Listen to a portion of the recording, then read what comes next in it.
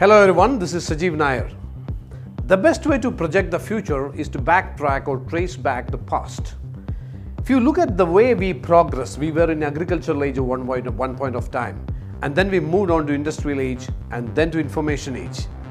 In agricultural age, we were all farmers. That means our ancestors they were all farmers. They used to cultivate different types of crops, and some of the crops were very highly valuable, and some crops were not carrying those kind of value, or rather based on the level of production intensity, or rather the hard work they have to put in to create that crop, the values varied. In fact, the people who created high value crops, they wanted to create a differentiation from those people who created low value crops. And how do you create a differentiation? Only by way of changing your lifestyle. Think about that time when you never had any kind of cars, or you never had any kind of different types of clothing. People had different needs at that point of time. That increasing needs, human needs, really made a new age to come up. That is called industrial age. Some of these farmers moved on to become employees or laborers or production experts, technicians, and they started manufacturing things. That is how a new age was born. That is called industrial age. That's why we generally say that farmers were the product of agricultural age and employees or laborers were the product of industrial age. So in the industrial age, huge industries came up, huge manufacturing bases. Companies were focused on building massive capital, and all the education system which is born out of this industrial age, they always talk about what are required to start a business: land, labor, capital.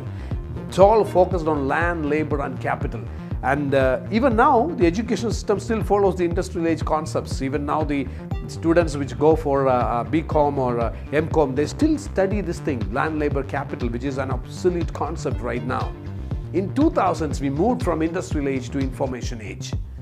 Information age, it was completely a transformation for the world, where what happened was, while employees or laborers were the products of industrial age, entrepreneurship became the product of information age.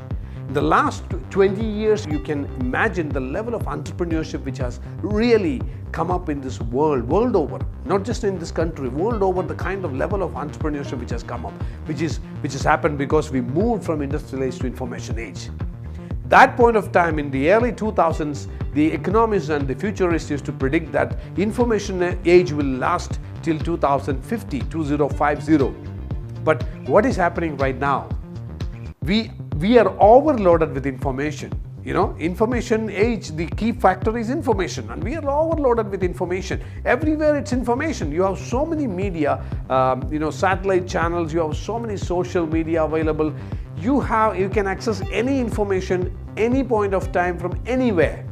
Whatever information I am sharing with you, I can tell you that you can also access this information by doing the right kind of intelligent search. So that means having an information is not enough. Information is no more power, because when the information age started, we all thought information is power. But right now, information is no more power.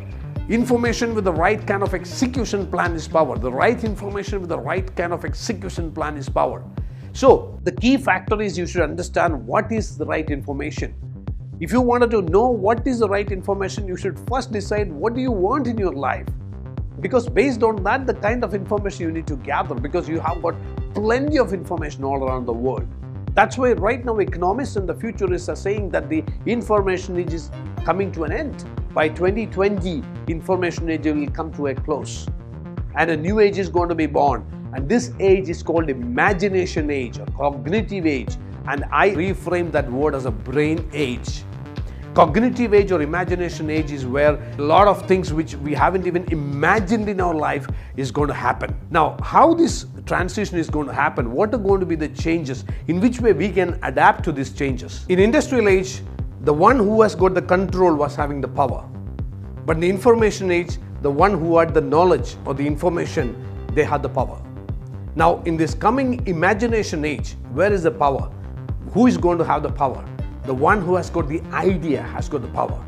It is no more going to be just information. It's a new idea. Who is going to come out with the new innovative idea? They are going to carry the power. Industrial age wanted systematic people who could do things in a systematic way. The information age demanded people who were visionaries, who could think beyond, the real visionaries. But the coming age, that is called the cognitive age, the imagination age, is searching for people who are creators, who can actually come out with new ideas from nothing. They can actually create new things. They are all, this age is going to be for creators. In the industrial age, everything was focused on task focused. You were all looking at milestones and Gantt charts and all those kinds of things. These were the kind of things which we were focusing on. Now in the information age, which moved into people focused, and every strategy was based on people. And if you look at most of these IT companies, they are all, the major asset is nothing but human resources. Now, in the coming age, what is going to be the focus? In the imagination age, it's going to be brain focused. It's very interesting. Why it is so much important that you should have the brain focus on this? Because one of the things which has happened, or the latest thing which has happened in the information age, is the artificial intelligence. Of late, we are talking about artificial intelligence and robotics in a big way.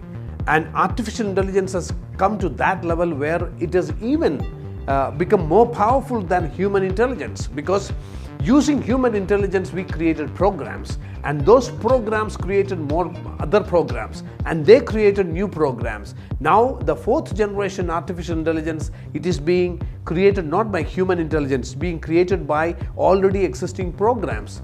That means this generation, that means the fourth or fifth generation artificial intelligence, is very, very powerful and very intelligent. That's why the father of modern physics, Dr. Stephen Hawking, made the statement, as the artificial intelligence is gaining power, the human race will find it difficult to survive. That means if we wanted to survive in this world, we have to beat artificial intelligence, something which we created. Now we need to beat it. We can beat it only by utilizing the power of the brain. The good news is that till now science says that we haven't started using even 10% of the capacity of the brain. Now, only by optimizing it, maximizing it, understanding the actual operation of the brain, then only we can optimize and maximize the brain. This is going to be a key factor in this coming age. So to face the future, the most important thing is that you need to be a master of the ideas. You need to create new ideas. Don't follow or don't copy somebody else's concepts. That days are gone.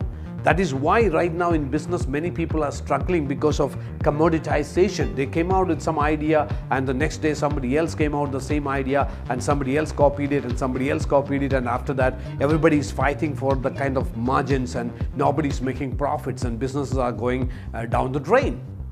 Now, if you wanted to survive in this coming age, the imagination age or the cognitive age, you need to come out with your own ideas. Brilliant, beautiful ideas. Even if it is small, it should be your own ideas. So it should be idea focused, number one. Number two, understand the power of the brain and start capitalizing, utilizing or exploring the power of the brain. Ignite that infinite potential which is lying within your brain. For that, the first thing is that you need to protect your brain. What is the kind of stuff which is going into the brain? Brain is always a processing unit. Whatever stuff which you put into the brain will process and which will create something called thoughts. And in the brain age, in the cognitive age, thoughts are going to be the most valuable thing in the universe. So you also can create very highly valuable multi-billion-dollar thoughts provided you put the right kind of raw materials into your brain. So don't allow to get all the junk information, because there are so much of information out there in the world. You open TV channels, you get onto any social media, you get so much of information.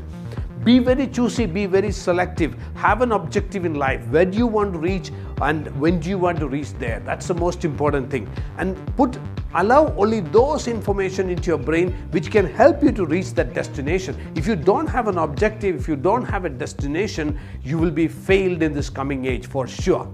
Because 60 to 70% of all the jobs will be lost. You cannot depend on jobs anymore because artificial intelligence and robotics are going to replace the mundane routine jobs.